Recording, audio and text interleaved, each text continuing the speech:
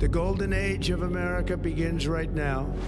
Is this a constitutional crisis? The reason people come to our country and invest in our country is because we have the rule of law. Now we don't have the rule of law. Is this other side so defensive of the president and the establishment that they have to lie? Yes, that's what they're doing. Because let me tell you, they'll call me and say, what a fucking lunatic. And I'm for as much free speech as possible. But I'm also like, if you allow enough really hateful speech to happen, untruth wins every single time. Enragement equals engagement. That's a human condition. When you're angry, you lean in. It keeps you there. It's like drinking or drugs or anything else. It's also a very visceral feeling for humans, and especially Americans, to have team approach. We either have to designate what hate speech is. That's a buzzsaw. It depends on who you are. Or tolerate enormous amounts of hate speech that is very deleterious to our national psyche. Can you talk for a moment just how close to collapse we were? The bond markets were about to sink us into a depression. And if America defaulted on their debt, We default, it's over. It's game over. It's depression. It would take a decade to get out of. Unfortunately, the system we have doesn't anticipate a lawbreaker as president. And so what do? You wait them out, and then many years from now, jail all these people for doing what they're doing, which I think is coming at some point. And as long as he is in power and Congress doesn't move to stop him, this is a cult.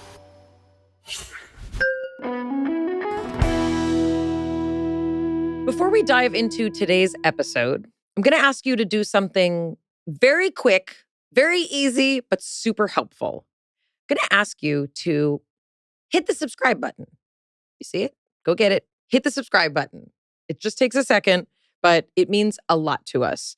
You have probably noticed from all of the comments that we get, many people find that listening to MBB regularly is helping them feel happier, healthier, more inspired. And you know what? That actually is why we are doing this. It makes my heart swell to hear that so many of you are feeling inspired.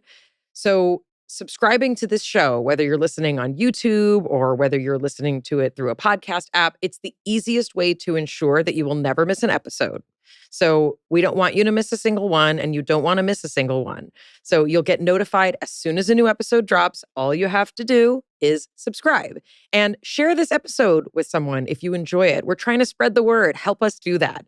The best way to support our show is by subscribing. So do it now. Thank you so much for being here. We really appreciate you.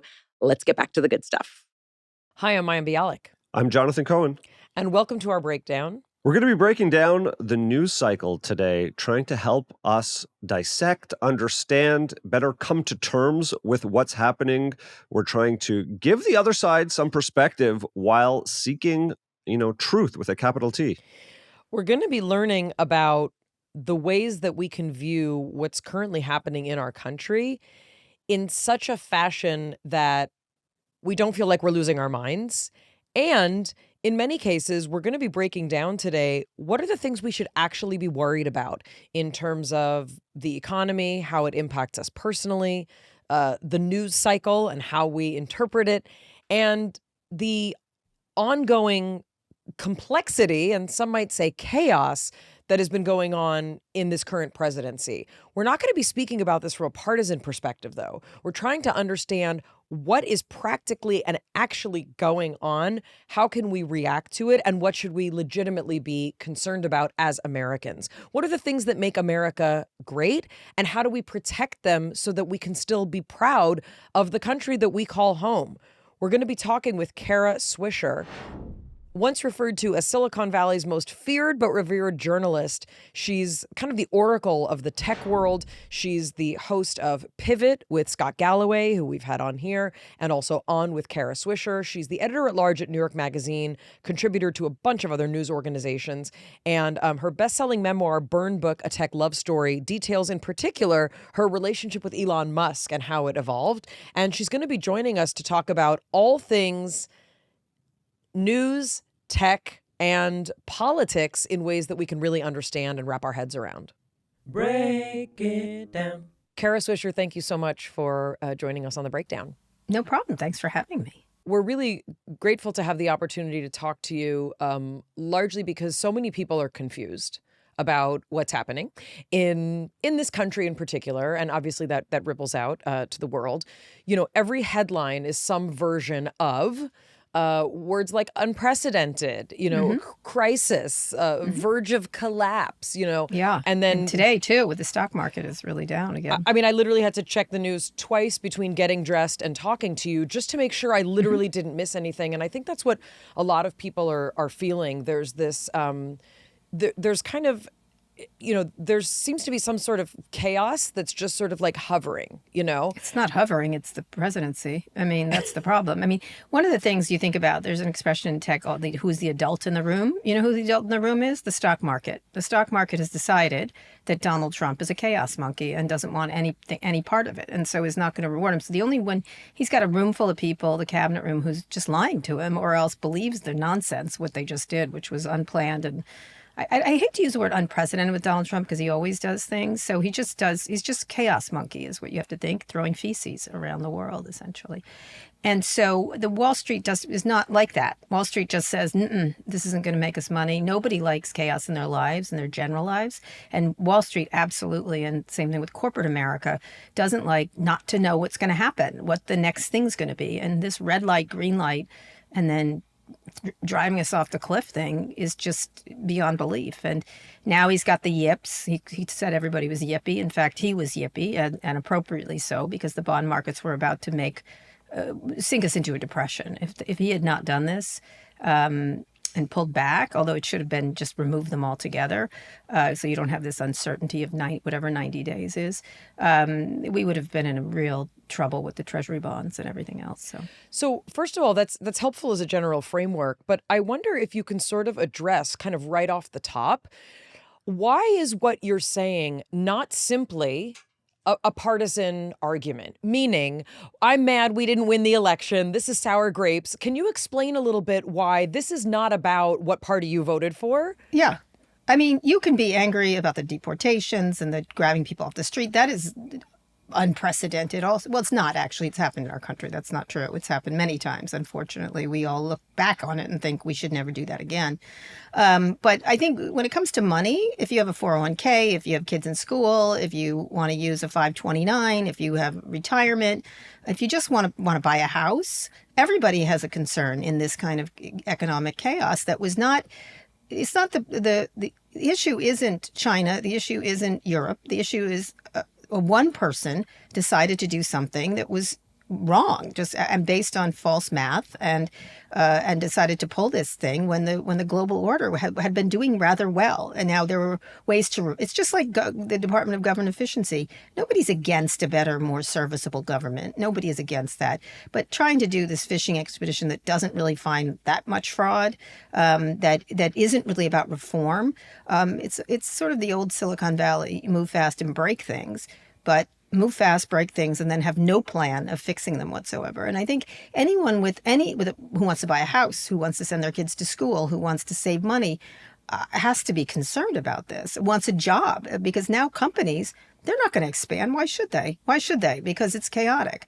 And so if you're someone, and say if these T-bills went up, the yield went up, nobody could borrow money. We could not invest. We could not. You wouldn't make a factory right now. If you were thinking of expanding, you stopped thinking of expanding. You also stopped thinking of hiring. You thought about laying people off.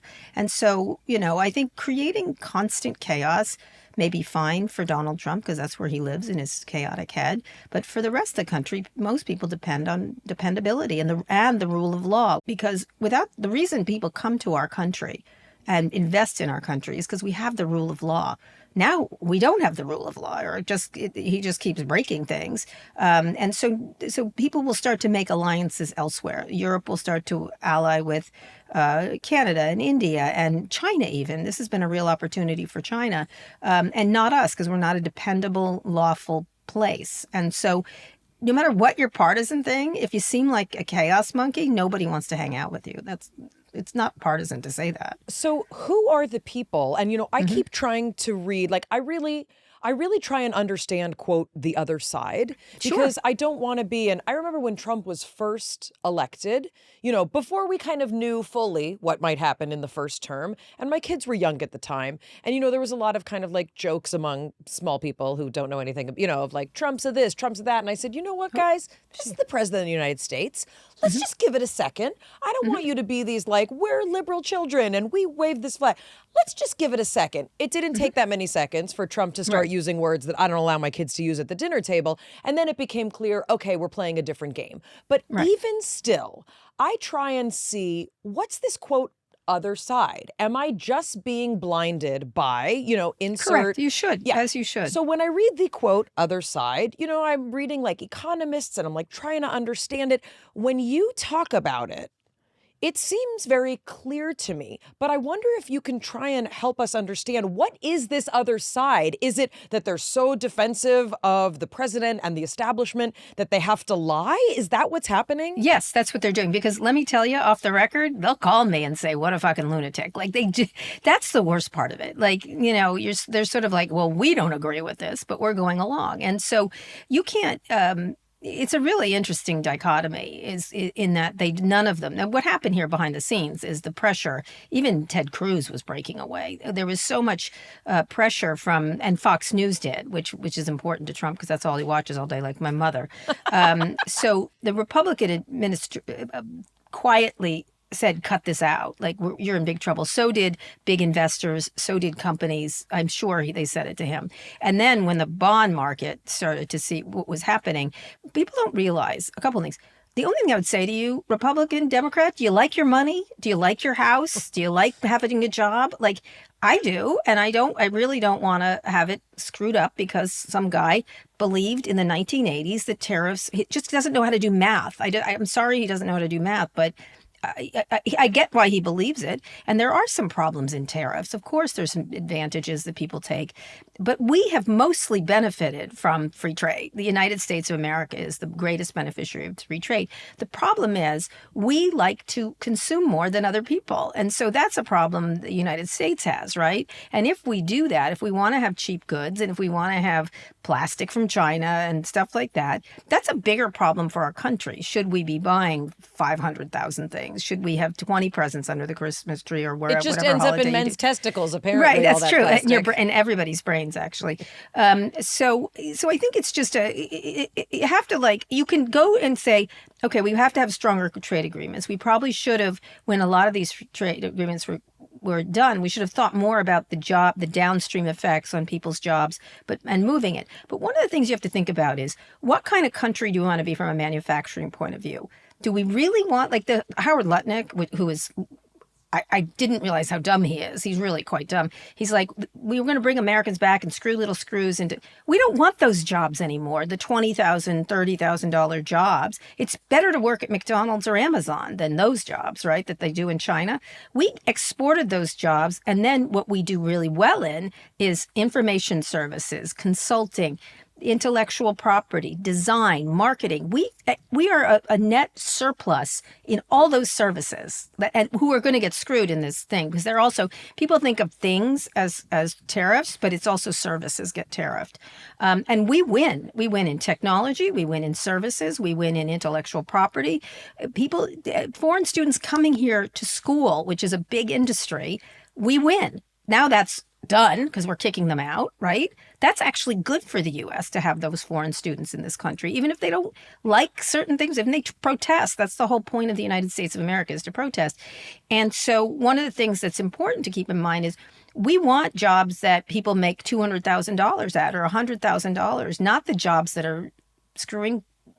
Well, any robots are going to do that anyway. So why do we want them back here? Second thing is, it takes years and years to build factories to do this, like decades. We're not going to do that anymore. We have to lean into AI. We have to lean into advanced technologies. We have to lean into stuff like that. And none of this is solved by a trade war. None of this. We're never going to make plastic toys in this country. It is never happening again. Ever. And so, and it's a good thing because we moved on to better jobs. The way Chinese want to move on to better jobs. They don't want those jobs either, but we exported those jobs. and now have to figure out what are the higher paying jobs that we do well in. And we already are showing that in technology, as I said, services, intellectual property, marketing, design, the higher level. And that's where we should want to be as a country. And that means we need better education, we need retraining, we need all kinds of stuff like that. But none of this is addressed because this guy is still living in the 1980s and wants to bring back the factory. Like it isn't coming back, and it shouldn't necessarily come back. We should be smarter about what we want our citizens to do for a living. Mayim Bialik's breakdown is supported by Symbiotica. If there's anything I've learned so far this year, it's that small habits can make a huge difference. Many of my old habits simply don't cut it anymore, like trying to go to sleep right after watching a super intense, violent true crime documentary. That's where Symbiotica comes in. They make choosing healthy habits easy, enjoyable, and something to look forward to. Plus, spring is here. We've got an amazing deal from our friends at Symbiotica. There's no better time to hit refresh on your routines. We recently started taking Symbiotica's Magnesium L-threonate. It is a must-have for supporting focus and mood. Also, their liquid magnesium packets utilize cutting-edge technology to deliver better absorption for better results. That's a thing. It keeps us feeling our absolute best, and we're big fans of the yummy vanilla cream flavor. Did you know that in the United States, 65% of adults are deficient in magnesium? Magnesium L-threonate is the only form of magnesium that crosses the blood-brain barrier, which makes it the most bioavailable form for the brain. With thousands of 5-star reviews, this product speaks for itself. It's the real deal. All their supplements never contain seed oils, preservatives, toxins, artificial additives, or, quote, natural flavors. No unclear ingredients or misleading labels. These are the cleanest, most effective products out there. Feel your absolute best going into spring with Symbiotica, wellness made simple. Go to Symbiotica.com/break for 20% off your order and free shipping. That's Symbiotica.com/break for 20% off your order and free shipping. One more time. Symbiotica.com/break for 20% off your order and free shipping. Mayim Bialik's breakdown is supported by Quince. You know, I used to have no idea what to get my mom for Mother's Day, especially when she would say, "Don't get me anything." But I still want to give her something that feels special, and Quince has solved that for me. Everything's high quality, feels super thoughtful, and it's actually affordable. Now I don't have to overthink it. I just go straight to Quince. Like cashmere sweaters from $50, 14 karat gold jewelry, Italian leather bags, fragrances, and more. The best part, all Quince items are priced 50 to 80% less than similar brands. By partnering directly with top factories, Quince cuts out the cost of the middle person and passes the savings on to us. And Quince only works with factories that use safe, ethical, responsible manufacturing practices and premium fabrics and finishes. We love that. Just a suggestion, their linen sheet set and linen pajama set stands out to me as kind of a perfect Mother's Day gift. Other similar luxury gift shops just cannot compare to Quince's style, quality, price, and convenience. Thoughtful, timeless, totally her. Shop Mother's Day at Quince. Go to quince.com/breakdown for free shipping on your order and 365-day returns. That's QUINCE.com/breakdown to get free shipping and 365-day returns. Quince.com/breakdown.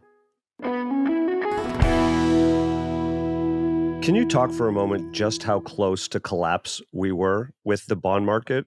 You know, and if America defaulted on their debt, which is potentially what could have happened, can you just explain to the average person, like, just how catastrophic that would be? The yields are just what you pay for it. So it went up to 4.75%. It could have gone to 12. It went to 12. It's over. We owe so much money on our national debt.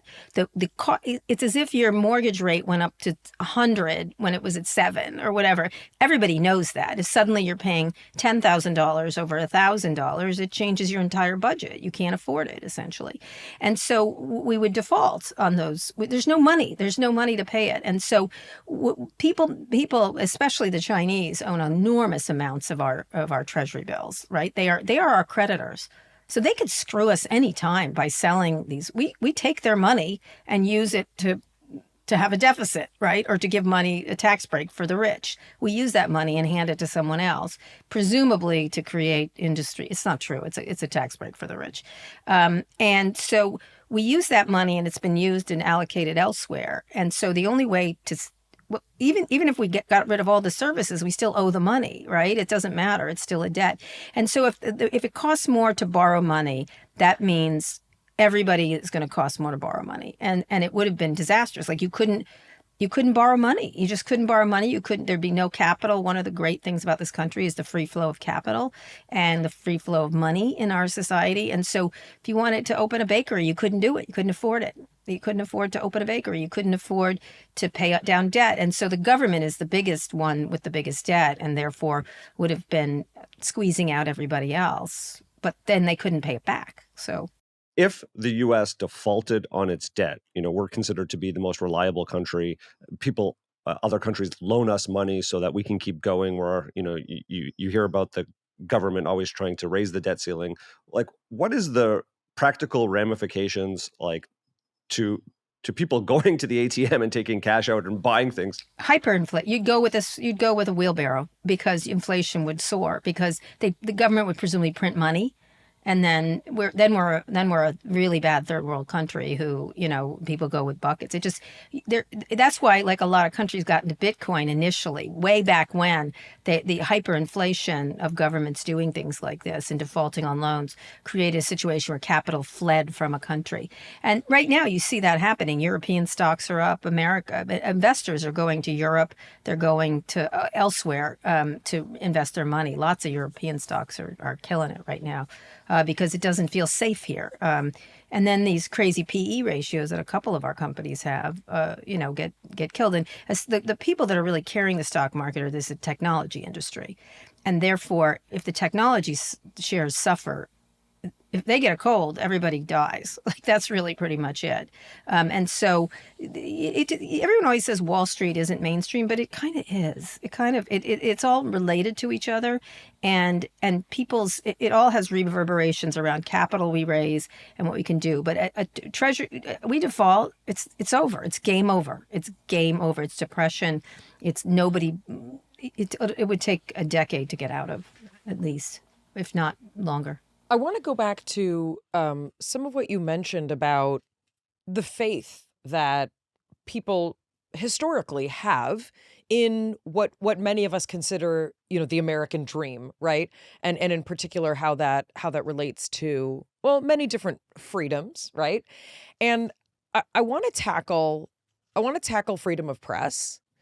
Because, one of the sort of hallmarks, and we had Connie Chung on, when she had her memoir out. And she's great. And, what she talked about was a really interesting thing, even at the time of reporting on Watergate. She said, everyone has their own political perspectives and flavors. She said, but what news used to be was an attempt to get at the truth. And while there are angles to that and there are biases to that are inherent because we're human, she said there was always a fundamental notion of, for example, if the government is doing something deleterious, news on both sides need to report that equally. And some of the things we've seen, are restrictions on what press is allowed. Well, like with the AP. Right. Like, this is bad with a capital B as far as I'm concerned. The notion that you have to call, like, the Gulf of Mexico, send me to prison. Let my children see that Mayim Bialik was taken to prison because she wouldn't say Gulf of America. Stupid. Can you talk about what freedom of press, and I think it also relates to kind of legacy media, because I think this is something that we're sort of seeing that we're kind of all in this, like, spiral of. Can you talk a little bit about this? There is some very exciting stuff going on in media. I've been one of the early media entrepreneurs sort of shifting away from legacy media. But explain to people why we need to do that, and it's not just either left-wing or right-wing hysteria saying legacy media has a problem. Well, it has a problem because it has a business problem at its heart. There's a lot of problems. It's not making what people want to eat. Just if you're a restaurant that makes things people don't want to eat, they don't want to eat them. And so the way you're making them, the way you're delivering them is not what people want. And so younger people, and actually adults, not just younger people, want their news in different ways. And it's shifted, just like it shifted from radio to television, et cetera, newspapers to radio to television. That's what's happening. So there's a consumption issue happening. And newspapers, for sure, didn't pay attention to it. And that's one of the reasons I left the Post. And I was like, everyone's going digital, my friends. And so you better figure this out. The second thing is an economic issue, which is that is now dominated by Google and Facebook. all that advertising. They run the whole gamut, and that's where advertisers have moved away from television first, newspapers and stuff like that. And so everybody finds better ways to market, and so their business is gone, right? So subscribers are gone, the business is gone. The advertising business, and then something kind of silly with newspapers are classifieds. Classifieds used to be a very big moneymaker. Well, Craigslist came and collapsed it completely, and they collapsed it such that it's never coming back. Like, that's the thing. Like, everyone's like, oh, we'll do something else. I'm like, there is nothing else. There's nothing else. So the only other choice you have is to cut costs or find new, fresh ways to do media. And lots of people have done that. I think one of the things Connie was talking about was the idea that, so if your economics are getting kicked out, you can do less and less, and therefore your business dies. It's a kind of a spiral. And so you have to reinvent yourself in a really significant way. And most of the legacy media companies have enormous costs. I mean, you worked in television, you know, the town car, the this, the that. Like, you can't have that anymore. It just doesn't, the costs are out of line. Too many executives. I'm sure you've been plagued by executives calling. There's like 7 of them. What do? I don't know. It's not efficient, right? And so the way Hollywood was operating, for example, and that's a good example, or newspapers, was in a high cost system, but it was high profits, it was high revenues. And then the revenues collapse and then the profits collapse, and they still had the system in place.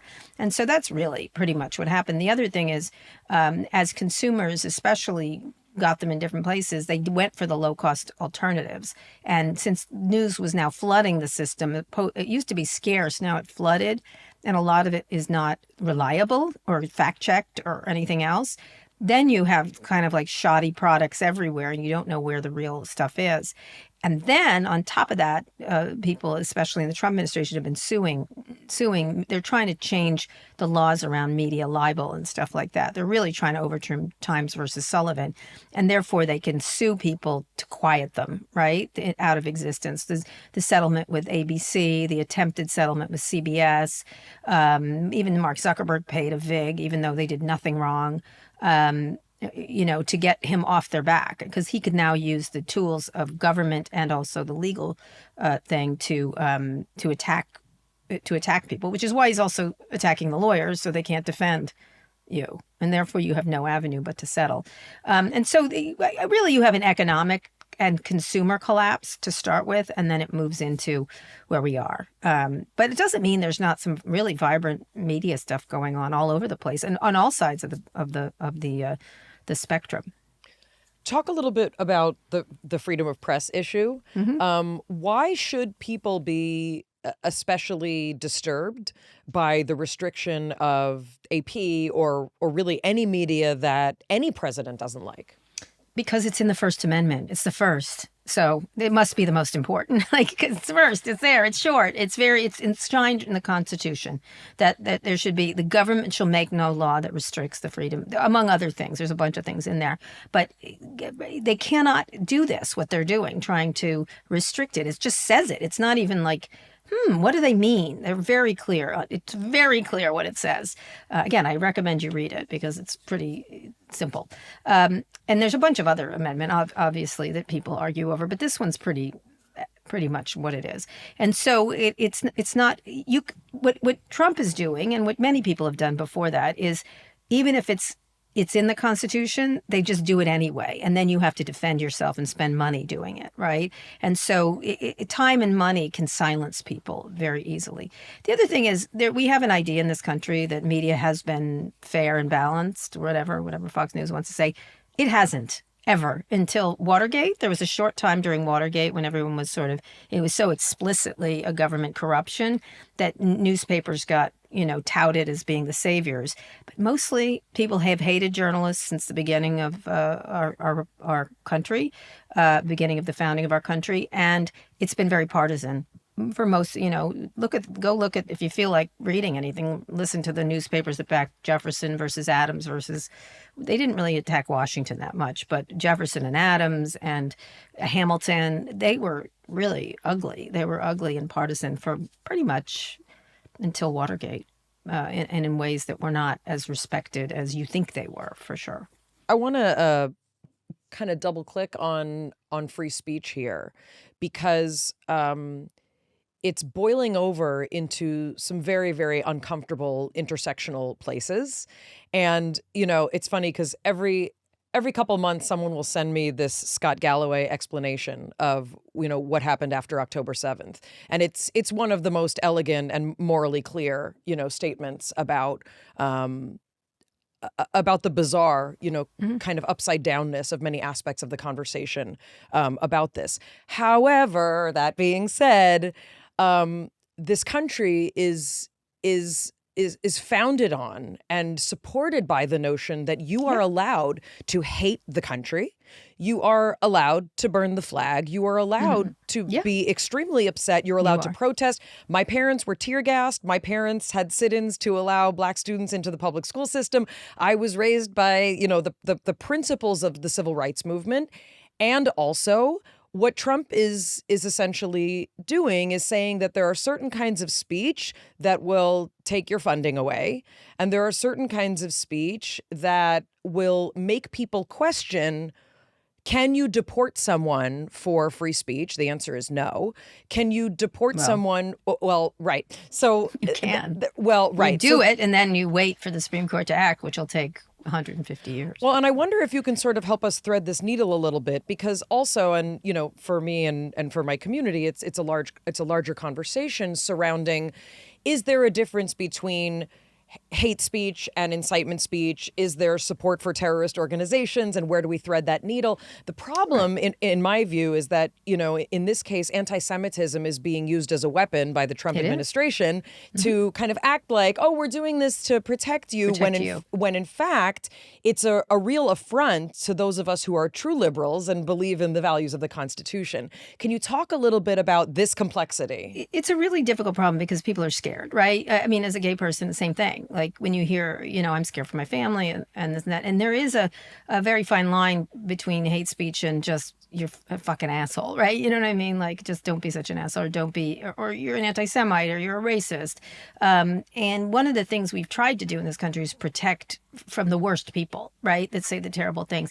That said, there are some instances where, like, I had a very famous back and forth with Mark Zuckerberg many years ago when I was doing an interview with him, and I was talking about Alex Jones, who I think is a heinous piece of shit, who was saying these kids who were killed in Connecticut were child actors, et cetera, and really tormented these parents. And finally they won in court, but they won because of copyright infringement, not because of free speech, which was interesting. Anyway, they got there. He's not able to pay them, but they won in any case. A bit of an empty victory, but not really. He lost. And so we were talking about that. And my whole point to Mark was, okay, you're not the government, you're a private company. You can make rules, right? On your platform, what you want the rules of the road, just like a restaurant can, just like anybody else.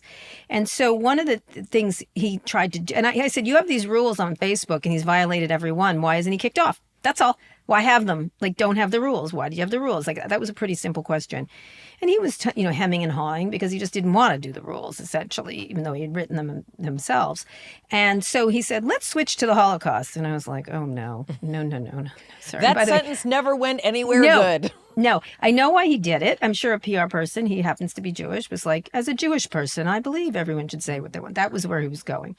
I happened to be a Holocaust studies minor, so I knew a thing or two. And I was like, okay, let's go there. And he famously didn't finish college. And so he starts going on, and he started to talk about Holocaust deniers on their platform, which there started to be many. And I find that very dangerous if you're running a platform, if you let them go on, because real truth mixes with lies, and then it gets all muddied. And so as a purveyor of information, the New York Times doesn't put that stuff on its front page. As a publisher, you should exercise restraint in terms of people who lie. That's my feeling if I ran the place. And so I pointed out to him that in years to come, if you allow Holocaust deniers free rein and not kick them off, you have a toxic stew that later really manifests itself into anti-Semitism in a massive way. And it's historically, propaganda works that way. And so he said famously, well, Holocaust deniers don't mean to lie. And I was like, wow, they're kind of the definition of liars to me. And they're vicious and malicious liars. I mean, I appreciate his dipping into subjective truth. That's not exactly what I go to him for. They really do mean to lie. That's their whole goal. And, and I think he was missing the point. He thought he was the government or something. I don't know what was in his not very intellectual brain, but it was really interesting because these are the people in charge of things. And what happened is downstream, it got ugly downstream. I was worried about what was going to happen later if these people had full access to the biggest news platform on the planet without the people at the top of this news platform having any responsibility for what happened. And the same thing with January 6th, everything else. They just let it go. And they're like, well, speech will sort it out. I'm like, but it doesn't sort it out. It makes it worse. And so I think there's a good debate to be had. So can you talk about what happened downstream? Yeah, downstream anti-Semitism, the rise, which is pervasive in our society since the beginning of time, unfortunately.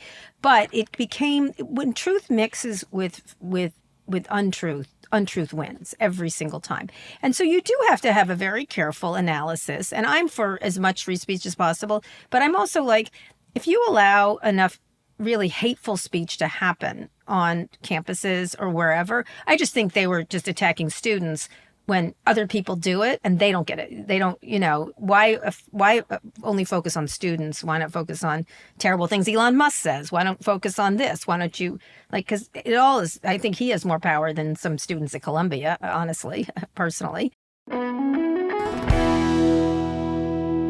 Mayim Bialik's breakdown is supported by Thrive Causemetics. I've really been liking this new makeup trend of lining the top lid with like a bold color, like a yellow or a deep blue. It seems like a simple trick, but it really makes a statement, looks sleek and professional. Strikes me every time I see it, and I think I might have to try it myself sometime soon. Whether you're all about simple mascara and gloss, or you love to play with bold shapes and colors, there's always a trusty favorite you use for every look. Thrive Causemetics makes certified 100% vegan and cruelty-free products you can depend on for everything, from simple daily wear to show-stopping self-expression. It's all made with clean, skin-loving ingredients, high performance and trademark formulas, and uncompromising standards. One of the things that I love about Thrive Causemetics is they give back to a ton of causes that are important to so many of us, like cancer, domestic abuse, homelessness and poverty, racial and social justice. For every product purchased, Thrive Causemetics donates products and funds to help communities thrive. One of my favorite Thrive products is the Liquid Lash Extensions Mascara. It gives me fuller lashes without heaviness, without clumping, and it's super easy to remove, slides right off with warm water, doesn't leave smudges. Thrive's unique formula creates tubes around each eyelash to lengthen them, and nourishing ingredients support longer, stronger, healthier looking lashes over time. Try your new trusty favorites with an exclusive set for our listeners. New customers can get the Liquid Lash Extensions Mascara and a mini-sized Brilliant Eye Brightener at a special set price with free shipping, available at thrivecausemetics.com/MBB, or save more with 20% off your first order at thrivecausemetics.com/MBB. That's Thrive Causemetics, CAUSEMETICS.com/MBB for 20% off your first order. Mayim Bialik's breakdown is supported by Element.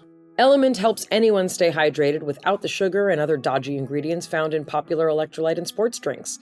Electrolyte deficiency or imbalance can cause headaches, cramps, fatigue, brain fog, weakness. Element is a zero-sugar electrolyte drink mix born from the growing body of research revealing that optimal health outcomes occur at sodium levels 2 to 3 times government recommendations. Each stick pack delivers a meaningful dose of electrolytes free of sugar, artificial colors, or other dodgy ingredients.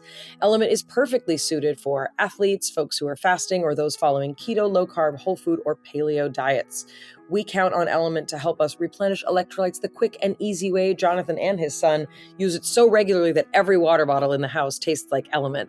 From health experts, everyone from famed Stanford neuroscientists to functional nutritionists to moms, exercise enthusiasts, heavy sweaters, sauna sitters, and those who want a dynamite no-sugar margarita or mocktail, incorporate Element into their daily routine.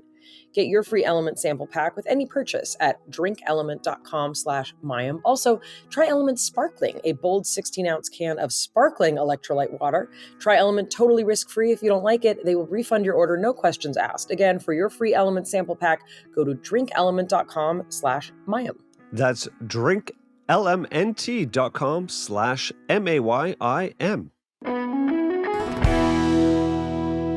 Well, it's funny because when the latest Kanye complexity occurred and people were very upset about the Super Bowl ad. He's a racist. What is the complexity with this guy? I'm saying when the variety of incidents happened.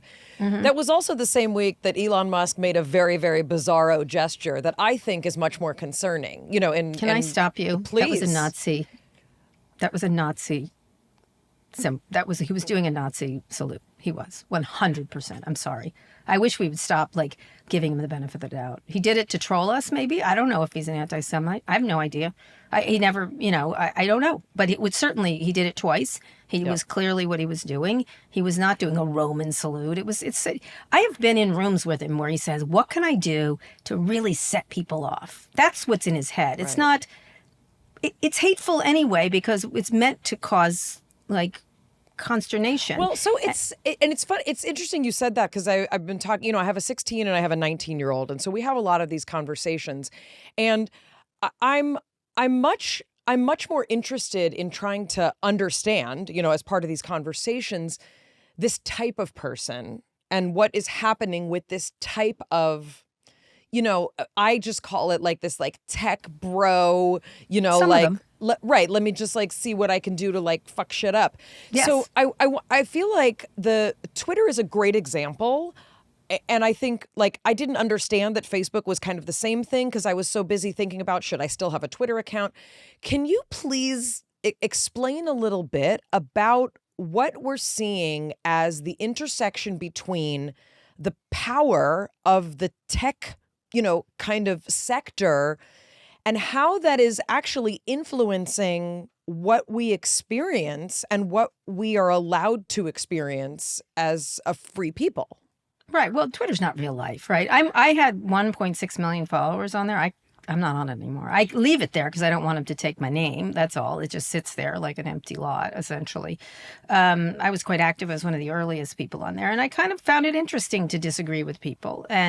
But again, it's the same idea of not worrying about the consequences of what the platform you're platforming people. If you don't have rules of the road, it turns into a Nazi porn bar. That's what it feels like to me. And so I don't really like Nazi porn bars as a rule. And so I don't go there.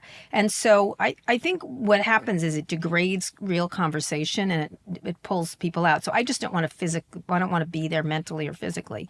I think one of the things that happens is that people think this is the way people interact, and it does bleed. People say it doesn't bleed out into real life, but I think it does bleed out into real life, right? And so you start to see, and Scott's new book is about that. It's called I'm Being a Man or something. I think that's the title of it. What is the pattern that people are following of men? For example, I'll just take men for an example. What is the pattern matching? Is it this bullying, hateful, always trying to troll people, acting like you're 12 years, a really badly raised 12-year-old boy when you're 53? Is that what we want out of a man? Where money matters more than being nice, being a bad parent to your daughter, who's by all means very witty. Speaking of all the funny that Elon tries to be, his daughter is very funny.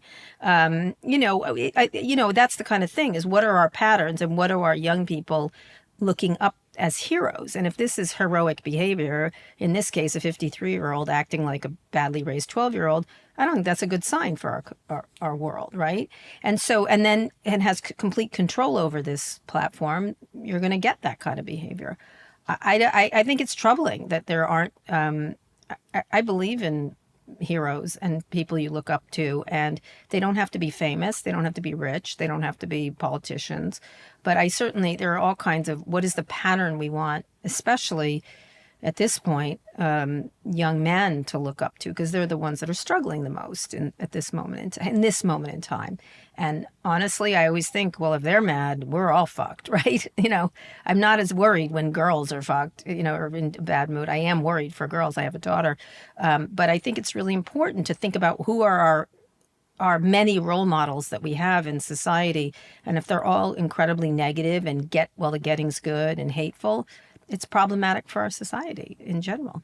What about the incentives of the platforms themselves? We've heard you talk and debate Section 230. Mm-hmm. Is there a solution? And no, there's not. No, enragement equals engagement. That's really, that's a human condition that will never end. When you're angry, you lean in. You also lean into cat videos. You also lean into all kinds of things. But you definitely get more, when you're angry, it keeps you there, right? It's like drinking or drugs or anything else. It keeps you engaged, and it's a very visceral feeling. it's also a very visceral feeling for humans, and especially Americans, to have team approach. Like, I'm on this team. This is my team. Like, so that's why you see a lot of the wearing of hats and the wearing of T-shirts. Hats particularly are a real sin. Nice hat you have, by the way. But you know, it's a communications. Like, it's kind of what the colors you're wearing and stuff. Like, gangs are like that. Football teams are like that.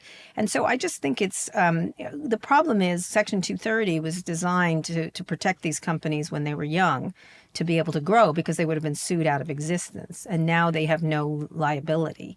But removing it is sort of like removing the heart. You really can't take it out now, because they would be sued out of existence. So what is a way to have these companies have liability that they justly deserve, and go to court and have their day in court, positive or negative, without absolutely decimating these businesses? And so that's the difficulty of it, because they want to pretend they're platforms and not publishers. I contend they're publishers and platforms at the same time.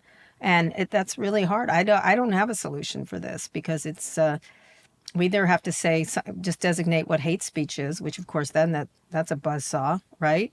It depends on who you are. You know, or tolerate enormous amounts of hate speech that is very deleterious to our national psyche.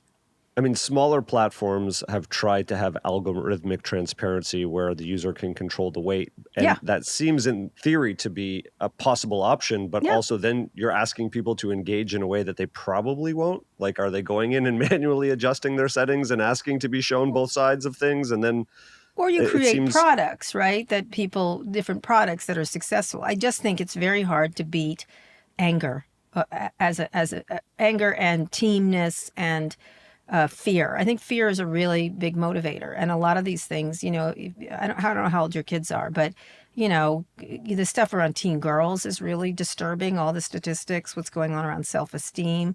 It's very hard to look away. The problem is a lot of this is addictive. It's all addictive. I mean, a lot of it, all of it. So it's addictive.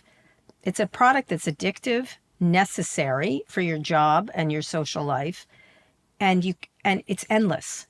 And so it's worse than drugs, right? There's only one other industry that calls its audience users, which is drugs, right? So how do you, and in drugs, you don't need for your work, right? You just like them, or if you happen to like them.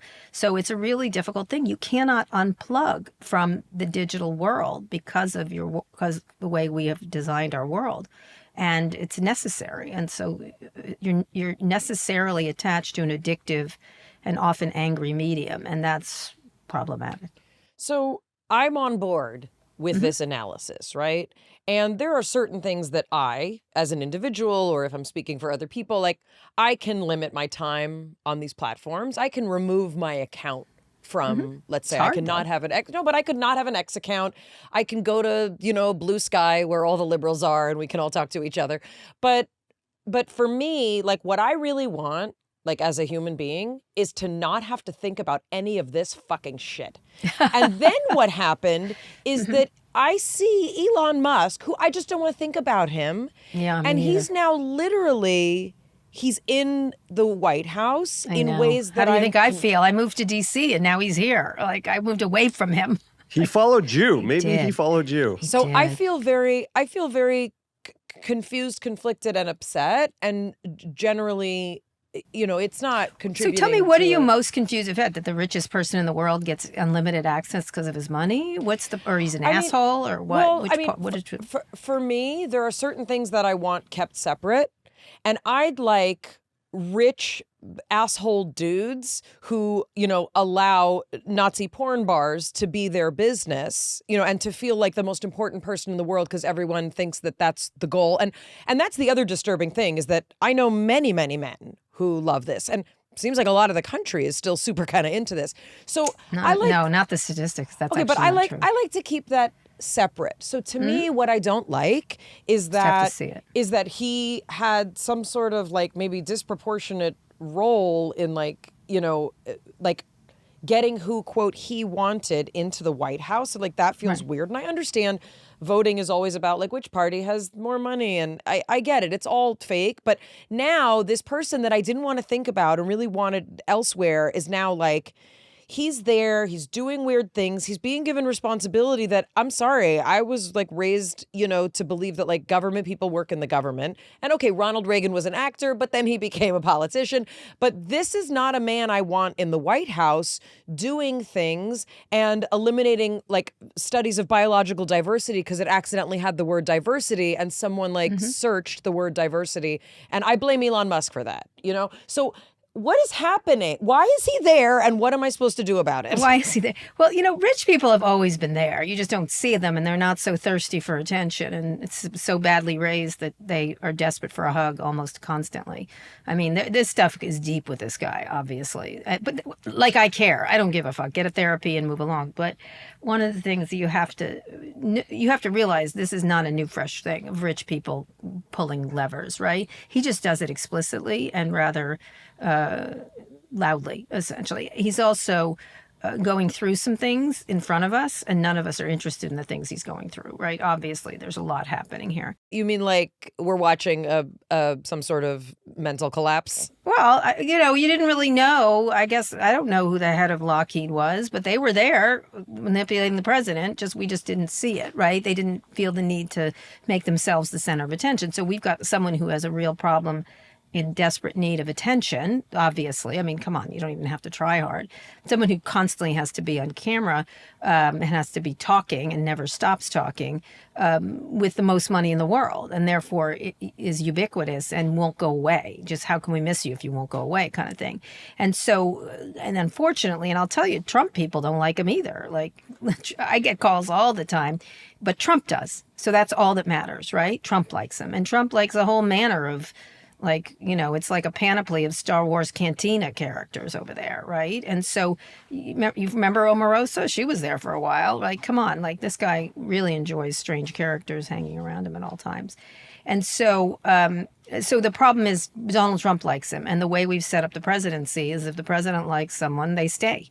And there's nothing's going to happen until Donald Trump says go away. Now, this Wisconsin loss was interesting because when Elon's not next to Donald Trump, you can like or dislike Donald Trump, but he is popular with the people he's popular with. Like, let's be clear. Maybe not this week. I'll tell you, probably isn't so much this week. And we'll see what happens in the cult. But they don't like him by himself. They don't like Elon by himself. That's for sure. He spent a lot of money in Wisconsin and he lost really badly. And so there is a limit to the powers of everyone except Donald Trump, right, who seems to defy gravity most of the time on lots of issues. It certainly has 9, 20, 90 lives, kind of thing in terms of coming back. So I think one of the problems is it's explicit. This is the corruption is explicit. The incompetence is explicit. The grandiosity is explicit. And it feels like you're in the middle of a game show or some weird, remember the movie Network? Feels like we're living in that right now, right? That it feels like we're in Squid Game. We're in a combination of like Squid Game and a little bit like Lost, and a little bit like Stranger Things, like a little bit Cuckoo Pants. But it is a celebrification of our politics in a way that there were, John F. Kennedy was a celebrity politician, and probably so was FDR, so was Teddy Roosevelt. It was not a new, fresh thing for our chief executives to be like that. But one of the things that there's an idolatry, and Scott and I have talked about this a lot, the idolatry of innovators, even if they aren't so perfect. Look, there's all kinds of problems at Tesla. Today, there was a series of stories about OSHA violations at Tesla. Many car companies have violations, but they really go to town on lots of them. And so but we still have idolatry of rich people and idolatry of innovators as if they know everything. And so what happens is because they're good in one thing, rockets, cars. And by the way, Tesla's not doing so well, so he needs to get over there and be better at cars again. But because they're good in one thing, they're good in they know about Ukraine. Because they're good in making a social network, they know all about how we should treat our gay and lesbian kids. They don't. That's the problem. And so we idolize innovators and we decry experts. Like, that's what's really kind of troubling. People who actually know what they're talking about. We think less of them, and whatever Elon Musk says, well, he must know. He has $1 billion. He has 300 billion, or not less, not anymore. He has less than that today. He has $290 billion. He must know.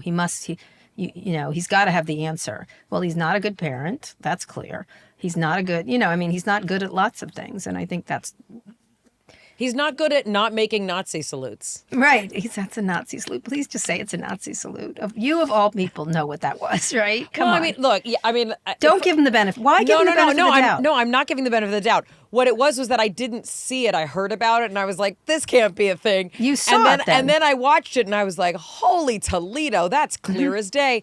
And then my younger son was like, twice. Right. My younger son was like, people said that he was stimming because he's on the spectrum. My younger son's like, that's not what's happening. I was like, no. No, that's I know not lots what's of happening. people with his issues around autism. None of them randomly make all my Nazi friends who are salutes. autistic were like, we don't do that. Like, I was like, no, you don't. And if you did, I'd smack you one. So he's just, but I do believe he was fucking with people. That Yes, I do. I think, correct. I think listen, his grandfather, stone cold anti-Semite. Doesn't mean he is. Don't know. But certainly he's anti-Semitic, and he's anti-Semitic enough to do it. That to me. Well, I think he's clueless enough to not understand. Well, no, my feeling is there are many people who are doing outrageous things that may not fully believe in the philosophies under. I don't believe that he's a card-carrying member of the Nazi Party and that. But he do you have wishes to he be? could No. The damage is done. To me, correct. If you know that this causes pain to people, that means you're a cruel person, right? If you know that it leads to people to become more anti-Semitic, why do it? Now, I draw the line at comics sometimes, who sometimes go way over the edge. I think they do, but I'm like, let them just do it. When it's very clearly comedy. As much as I might hate some of it and think it's hateful. And I've had lots of I interview comics a lot. And some of the comics are like, why be hateful? Some of them are like, I should be able to say what I want. I see that happening. But in a public figure who's in the administration, they might show some judgment and feel like they're here for all Americans and to go out of their way not to be cruel. And that's what's not happening here is they think they want to pleasure themselves around trolling more than they want to be a decent person. Well, I think not caring. Meaning not caring what other people think, which you're right. It's like the most annoying, forgive me, 12-year-old boy. And really through, it's that like, I don't give a fuck and I'm going to do what I want anyway. Or even, you ever have a friend that goes, I don't mean to be a bitch, but, and I'm like, stop with but, you're a bitch and I don't want to hear it. Like that's, how many of us have heard that? I don't mean to be a bitch, but. Kara, you do interview a lot of comics. Just briefly, can you talk about the role of them pointing out the absurdity? I've heard you say sort of late night is getting it the most right when it comes to just how absurd things are. Yeah, all comics. I do all kinds. I'm actually about to do some more right-wing ones because some of them are very funny, I have to say. They're never expecting me to. They're like, lesbian from San Francisco, I'm going to offend them, and I never get offended. I'm like, I work with Scott Galloway. I don't get offended, my friend. But I think it's really important. Comedy has always been an important part of every society. And in our society, Mark Twain, there's all kinds of people, that have done amazing comedy over the many years. And I always think satire is one of our strongest arrows in our democracy. Whether it's Thomas Nast with cartoons, whether it's Herb Block at the Washington Post, whether it's comics, Lenny Bruce, George Carlin, to this day, the GOAT as far as I'm concerned. And everything he does now resonates today. It's astonishing how he's so topical, but he's not. That's one of the, I recommend you go back and listen to some of his sets. I just find them incredibly wise as people. I find them, they go to the heart of things. They're almost like poets. They get to the essence of the problem. And, even things like New York Times PitchBot on Twitter and X and Threads, I love it because it's so funny. It just, they do fake headlines in New York Times that are so on fucking point. I just interviewed the owner of The Onion. I love The Onion. I was going to say, we're living in The Onion. Yeah. I love The Onion. That guy, he's this little billionaire. He's not the biggest billionaire, but he's a billionaire, and he saved The Onion from death. And I just love that. I think it's really important because even if unless you're completely devoid of a sense of humor, even a right-wing person, if they hear something, a joke about Trump is like, he's going to what was it? He's going to not run for a third term. He's going to run for a Fourth Reich or something like that, or Third Reich or something. It was so funny. And I said it to my mom and she laughed, like, so I think it gives people a chance to reflect without feeling like they're going into their corners. And it's hard to be mad when you're listening to a comic right away. And it's even harder to be offended, although many people are. I just don't like it when it becomes unnecessarily cruel or extended. Then it's just mean. I had a real issue with Dave Chappelle and trans people, not because I don't mind a trans joke. I love him. I love his lesbian jokes. But if he did an hour and a half of them and only on that, you're like, okay, I get it. That's my only issue, is the length and breadth of the comedy that's coming at you. That's my only issue. It's interesting you mentioned this, because I was talking with Jonathan. I'm a stand-up connoisseur. Like, this is my thing. I listen to kind of every stand-up. I'll listen to it in different languages with the subtitles. Like, I'm fascinated by this form of of entertainment and commentary. And what I've actually noticed, and I'm not going to name names, is several comics that generally do, men who do kind of toe that line of like, it's brash, it's this. What I have noticed is a definite shift in the boldness with which we have returned to what many would just say is racism, misogyny, Agree. and homophobia. So I said to Jonathan, like, I'm seeing this ripple out. I'd like to believe that most people don't want that. And then I'm seeing very large Netflix specials where it's kind of like, oh, because they're laughing about it, I'm supposed to be okay with it, or because they talk about their wife's IVF, like, I'm supposed to feel sorry that, like, they went through that, and therefore, and I'm having a little bit of a challenge with it, because I'm supposed to be not able to be easily offended, and yet I can't help but connect it to what's going on in the White House. Funny. I can't. Yeah, no, it's not funny, because it does have an effect. All I'm saying is I give them more of a berth than the president. Sure. I think the president of the States should have a decorum. I'm sorry. I just think they should. Comics, look, I feel like is that funny or is it not funny, right? That's really what it is. And if you have to I did a great interview with Julie Louis-Dreyfus, who I think is one of our legendary comedians. And she's like, why do you have to have cheap jokes to win? Like, that shows you're lazy and stupid. Like why do it? Why be cruel? You can be funny and clever and without doing, you sort of back in the era of Henny Youngman, or I remember Andrew Dice Clay, who I actually was funny in parts and offensive in other parts. Why go for the fag joke, right? You know what I mean? Like, why do that? And so I've had really good discussions with Michelle Bateau, I just had, who's wonderful. She's like, it's just lazy and stupid. It means you're stupid and lazy. And so I kind of, at the same time, certain groups, and all groups, not just certain groups, all groups, can be easily offended. As a lesbian, there's so many lesbian jokes. I just want a funny one. Like, make it fucking funny if you're going to make it, but just don't do the U-Haul. Like, try a little bit fucking harder. Like, and which is, I think that's what it is. It's laziness and stupidity, and it's a cheap laugh. And that's what I think has returned, is a lot of cheap laughs. But I don't think that stuff lasts. Our greatest comics are the George Carlins. They're such good thinkers. I just did Josh Johnson at Cooper Union in New York. I did a live interview with him. What a young man. He's in his 30s. Just a tremendous comic. And his jokes are so long and complicated.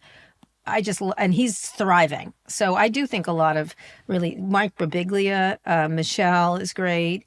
Desi Lydic, there's all kinds, and they're real thinkers, and I just think they will prevail over stupid shock jocks. But now David Portnoy is a Democrat again, so who knows? Talk us through a little bit more of what many see as a constitutional crisis. Can you kind of hone in a little bit on the deportations and what's going on? What kind of deportations are okay? What kind are not? What should we be disturbed about? And why is this something that we really should be concerned about? Let's be clear. Obama and Biden also did deportations. Like, let's not pretend they didn't. I think the issue is the due process part of it, right? The due process, and it makes sense. A sensible person would go, like, why were I understand the Venezuelans sent to El Salvador with this guy who runs El Salvador, who was a former club owner, whatever. It's basically Guantanamo. We're just paying for it there, right? That's what's happening there. I think due process is the difference here, is that if you're in this country illegally, by the way, Congress has abrogated its responsibility to create sensible immigration laws, right? We've always had issues around immigration, whether it was Irish, whoever came over, over the many, many Italian. My family was Italian. We came over, all kinds of difficulties, all kinds of racism, all kinds of behaviors that are similar, not the same, but similar. Everybody's family is an immigrant here in this country, really, except for the Native Americans who are here. And so one of the things that is happening here is it's just unduly, again, the same thing, unnaturally cruel, capricious, ignoring due process, and putting people. Why would you grab people off the street and then just put them in El Salvadoran prison if they're not? I think most Americans can get that. What did they do? Nothing. And you just sent them to a prison. And so I think that's what's happening here and then when judges rule against you, ignoring them. Like that to me is what's happening here. That's very different. I don't think that we haven't. I think we didn't listen to people who live in our border states enough in terms of the difficulties they were facing. As much as I thought it was cruel for Southern mayors to send migrants up north, it does make you we have to figure this out as a country to understand. I thought it was a cruel way to do it, but I understood. I have a lot of friends living in those border states. A really difficult situation, and it's not because immigrants are more prone to crime. They're not. It's not because we don't have jobs. We do, that need to be done. It's that we have to figure out a way to be. I'm the Emma Lazarus type of person, is that we open our doors to people, and the more people we can bring in, the better, and the better our country is, that to me. And so I think it really lies at the heart of Congress, a lot of this, and then Trump is just running over it with his lawlessness, which is, again, goes back to what we talked about with Wall Street. It's lawlessness, and that makes us a less good country. What happens when the executive branch doesn't abide by court rulings and or the Supreme Court? Does the law just not matter anymore? Who enforces things? It's happened before, as you know. Andrew Jackson didn't ignore the rulings on Native Americans and just didn't do. He said let him enforce it himself. Unfortunately, the system we have doesn't anticipate a lawbreaker as president. Right? That's the problem. And so what do? You either wait them out and then many years from now, jail all these people for doing what they're doing, which I think is coming at some point if they continue to break the law that we're doing it. Or there's nothing to be done. No one anticipated someone like this.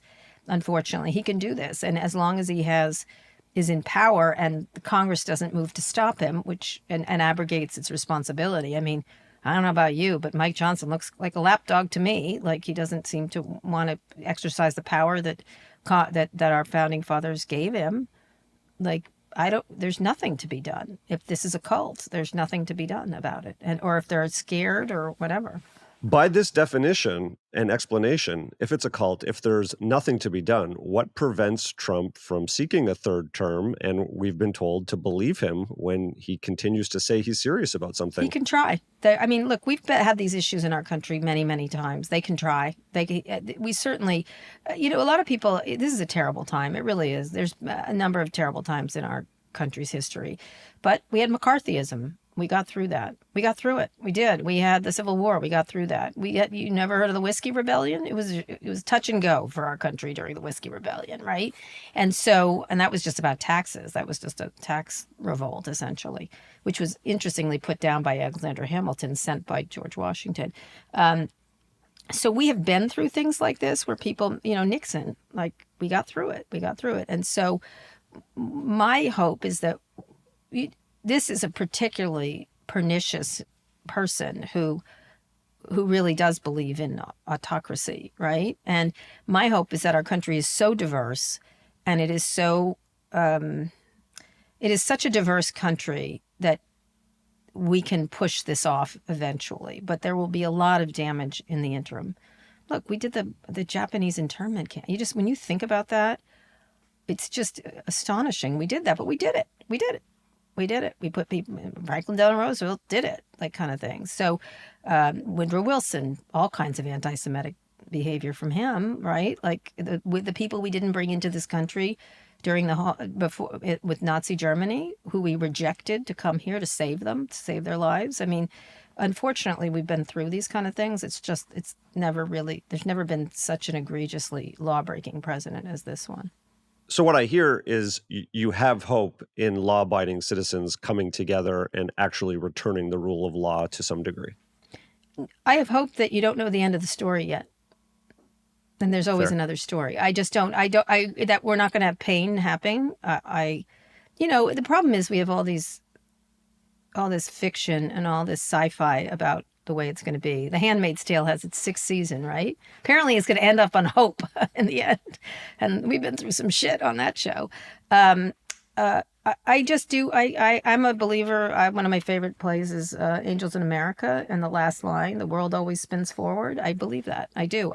The other thing is, I don't know if you have kids. I have 4 kids. I have to believe in the future. I have to believe in a future where they have freedoms that I've had. But I haven't had every freedom for years. I couldn't say I was gay. Like I just couldn't. And I couldn't get married and I couldn't have kids, but now I can. And so I really believe the world spins forward, even if it spins backwards sometimes. So I think in the act of having children, you're saying you believe in the future. That's my feeling. That's my reason for having kids. Well, mine are 16 and 19, and I'd like to put them back in. I had hope. No, I had hope. Don't say that. I had don't hope, but say I that. think I have a gave up on 19-year-old. it. He's great. Yeah. I have 4 of them. And so I really believe in the future, right? I really do. I had more after I had older kids. And so I just feel like we just can't, this can't be the end of the story. That's all. It just won't be. It won't be. And I think there's lots of people who think that. And we are in a cult situation with this guy. And he is compelling and he is interesting and he is an important political figure. And 100 years from now, they will study this guy forever. But but he definitely has supporters, and we have to figure out a way to get them out of the cult. I don't know. It is a cult. My mother hated Trump, now loves him. Now she hates him again, which is interesting. She's lately like, I don't like him so much anymore. I'm like, why? He goes, well, he's, the money. It was money for her. Like her money, her stock market thing has gone down. But I do think people wake up from these delusions eventually after a lot of pain, unfortunately. And that's the part people aren't going to like. And the ones that are suffering right now don't like it at all. Poor, all over the country. Well, thank you so much for your time and Thank also you. for bringing back the possibility of mock turtlenecks. If nothing Thank else, you. there is I've hope. had this. Can I tell you? I didn't do my wash, and I found this at the bottom. This is from the 80s, my friend. Isn't it? It's from the 80s, and I was like, oh, I haven't worn this since college. Wow. If nothing else, Thank you. let's have hope that it's coming back. I thank you for noticing it and insulting it. I agree with you, but I tell you, I genuinely like it. Do you? I know. I was like, oh, I haven't worn this since like 1985, like kind of thing. I thought it was a conscious choice. No, I moved. I'm renovating my house. We moved back in, and everything's in boxes, and it was the only clean. I have a lot of very beautiful Lululemon sweatshirts, the whole 9 yards, real soft. And this is like, I think I bought it when it was called The Gap. Yes, I was going to say that was a called Gap staple. The Gap. It's a The Gap shirt. It's got a pocket. The whole thing. I thank you for noticing, my beautiful. I'm going to get my clogs out next. Thank you so much. We really, really, we're so grateful to you for talking with us and breaking some of this down. Thank you. The thing about Kara Swisher is that... She has hope for the future. No, that's not what I was going to say. She has the most depressing way of creating hope for the future. Meaning, in the process of her, describing how hard it is and, historically, and we're going to, be studying this, and it's going to be a lot of damage, and, bodies will be laying in the street, but it won't be like that forever. It's like she might as well have been a biblical prophet. That's what the prophets were like. They were like, the women will be eating their own children. There will be sorrow throughout the land. Beasts will be feasting on their children. But God will save us eventually. I don't know. Eventually, we will all be saved or we will be dead.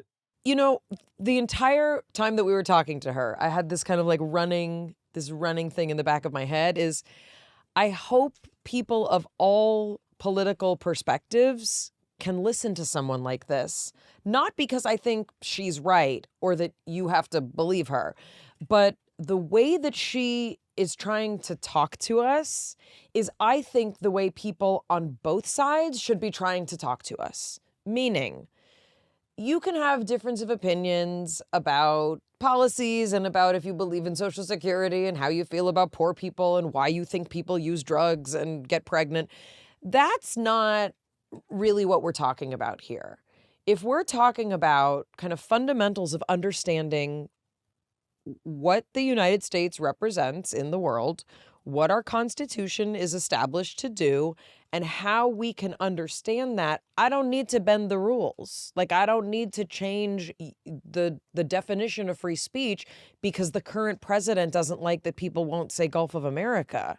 Like, that's just basic stuff. So, yes, she definitely has a particular perspective, but the analysis to me is what's more interesting than do I agree with her or not. I think the analysis is interesting. I also like the historical context to say we've been in these places before. There have been governments that have ignored court orders. Yes, it feels unprecedented, but it actually isn't. We've come through these cycles, and that historical context, I think, makes it a little bit less precarious. It's not that it isn't serious, but that we've been able to come out of these cycles in the past. I think what she brought up 2 points that I think are significant. And one is that this is happening amplified in real time in ways that we never anticipated and which we cannot put back in the bottle in terms of social media, the access to information, and the combination of that then being what is in the White House. So we kind of have this like double whammy of we have so much more information that can be available and also manipulated, and it has a direct connection now to what's going on in the White House. But, you know, she mentioned Manzanar,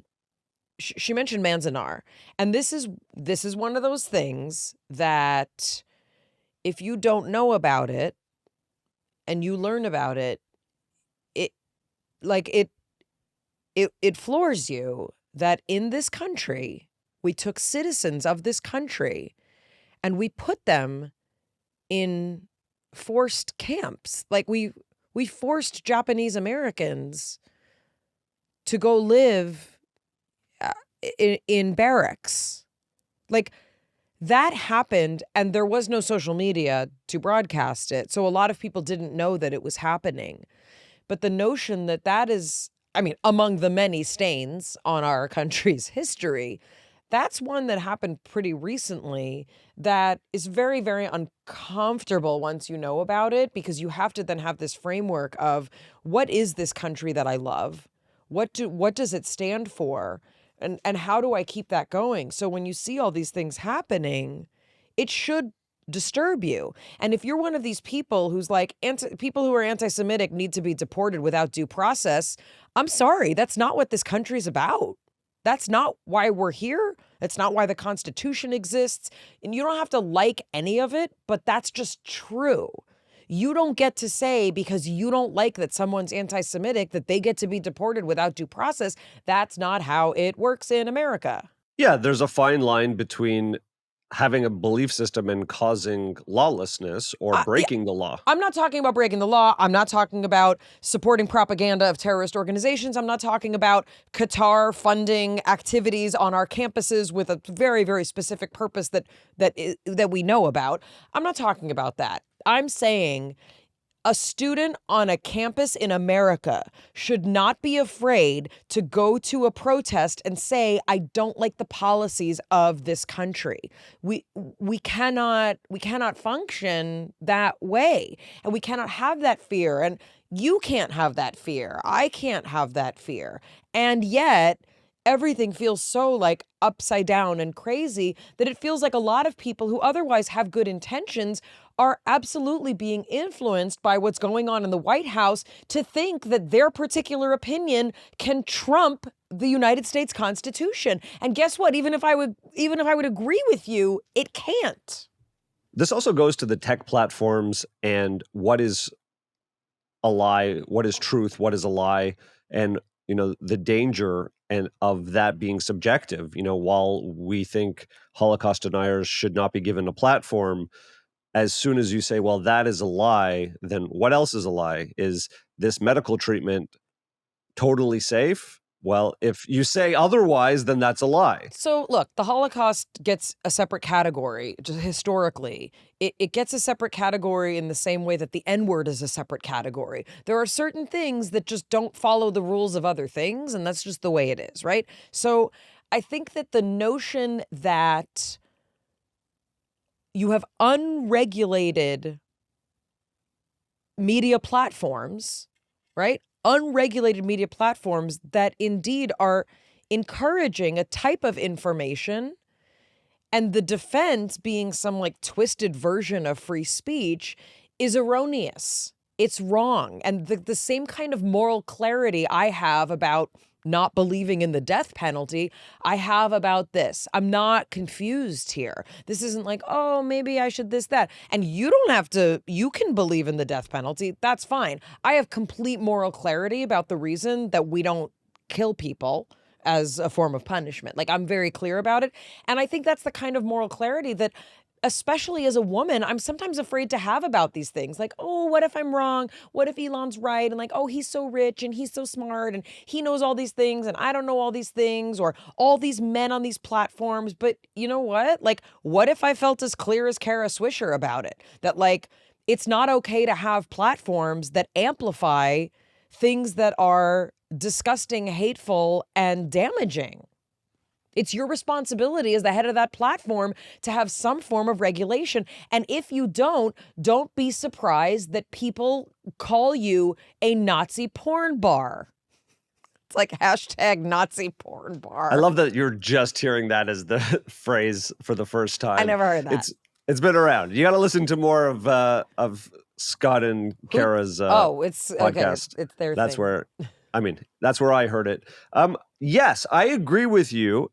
And it's a very slippery slope to say what is That's offensive. what Kara would say. It's not slippery. No, it is because what ends up happening is that one person or an agency decides, wait a second, this term is offensive. And some people say it's not.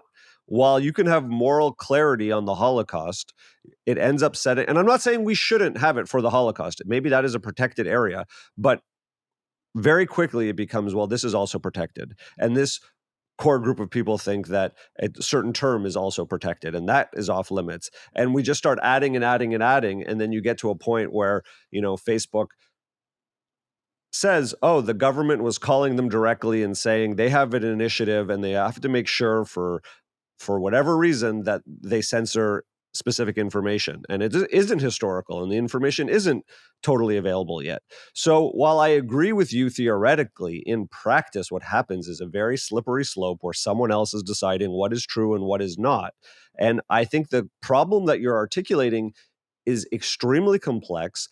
There are not really any fantastic solutions to this problem. When we ask Kara, well, should you be able to sue a platform if it's promoting misinformation that is clearly identified as lies, hurtful? No, so this is where I think it gets complicated.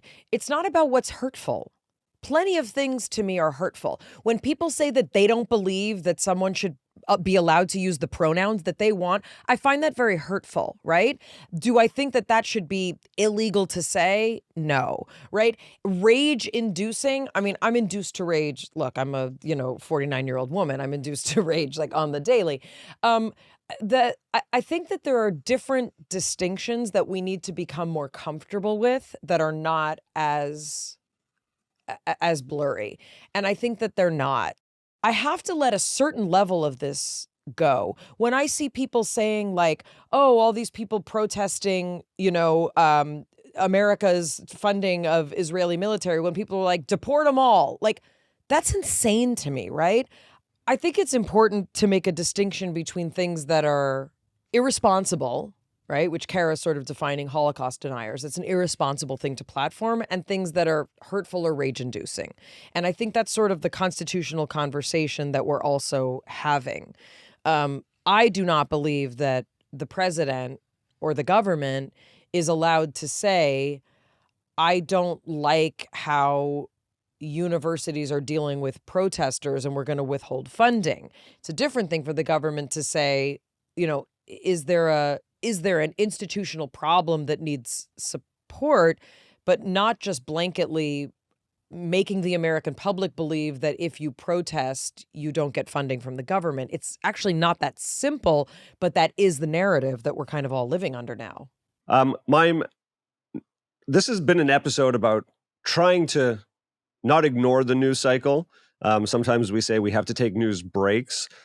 There has been an overabundance of news. It's been hard to follow. That's why we did this episode today. How do you, as a person who you are, meaning that you're aware, but you try not to be clicked to the news cycle to avoid that rage-inducing activity, how do you stay aware, know what's happening, but also take care of your mental health? This is a hard one because I think that I'm grateful to people like Kara who've got their finger on the pulse of what's happening. I'm grateful to, as Mr. Rogers would say, the helpers. Like, I can't necessarily do all of this, right? But thank God there are, I know lawyers who deal with deportation cases who have been fighting for decades to protect people who are, deported against the rule of law. So I'm grateful that there's other people kind of handling it. But I'll be honest, like on the daily, I can't handle the volatility that has been occurring in the current presidency. And if he was a Democrat and doing these things, I'd say the same. I don't need to know this much. I don't want to know this much about what's going on in the White House. I remember when I saw some, I don't know if it was memes or whatever about like Elon Musk with a chainsaw. I was like, well, that's funny. I didn't realize it was based on a real thing. This is so beyond what, and I don't find it amusing. And I think that's part of it. If you can find this amusing, if you have the ability to do that, if you cannot have your blood pressure, get raised, by all means, have a good time. But yeah, I can't be part of it. Like, I just can't. I can't keep up. The continued theme is due process. It's not that we don't want some government reform. It's not that we don't want to get corruption out of the government. It's not that you don't want to find waste, but there's nuance in how to do it. And I think the insensitivity of a chainsaw cutting people's livelihoods and moving them out of jobs, even if they should be moved out of jobs, is very difficult. Like, that's a traumatic experience for someone who has to go figure out how to support their family. Yeah, just in the week that we were recording this episode, I've heard of several people experiencing layoffs. A lot of this stuff is hitting people very, very hard. And, what I feel hopeful for is hopefully some ability and, to pull away from, quote, legacy media so that we can start getting information that does feel more like what news should be reporting what's happening and not what people are essentially funding to have us believe is happening. Thank you, everyone, for joining us for this episode. If you haven't already subscribed, please do so on the YouTube channel. Click the bell notification or subscribe anywhere you get podcasts. And make sure to check out On with Kara Swisher and Pivot. And if you want to read a fascinating history of Kara Swisher's kind of journey through all of this, in particular in the tech world, read Burn Book, A Tech Love Story. From our breakdown to the one we hope you never have, we'll see you next time. It's Mayim Bialik's breakdown. She's gonna break it down for you. She's got a neuroscience PhD or two. One fiction, and now she's gonna break down. So break down.